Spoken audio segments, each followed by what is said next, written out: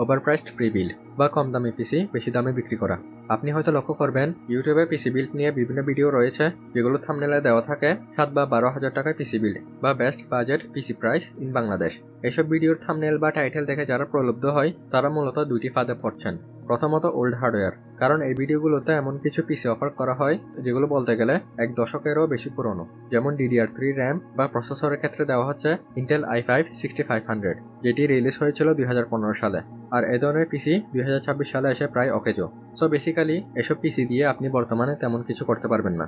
দ্বিতীয়ত ওভারপ্রাইসড বা অতিরিক্ত দামে পিসি, অর্থাৎ এসব ভিডিওতে যে দামে প্রি বিল্ড পিসি প্যাকেজগুলো অফার করা হয় সেগুলো রিসার্চ করার পর দেখি একই পিসি কম দামে আরো ভালো কম্পোনেন্টস দিয়ে বিল্ড করা সম্ভব। যেমন একটি প্রি বিল্ডে বলা হয়েছিল i5-13400 দিয়ে পিসি বিল্ড, যার দাম ধরা হয়েছিল 82,500 টাকা কোনো জিপিইউ ছাড়া। কিন্তু স্টারটেক ওয়েবসাইট থেকে যখন একই পার্টস আলাদাভাবে চেক করলাম তখন দেখি সে একই পিসি অলমোস্ট 73,000 টাকায় বিল্ড করা সম্ভব। অর্থাৎ শুধু প্রি বিল্ডের নাম ধরে আপনার থেকে 10,000 টাকা অতিরিক্ত চাওয়া হচ্ছে যে এক্সট্রা টাকা দিয়ে একটা মনিটর নেওয়া সম্ভব।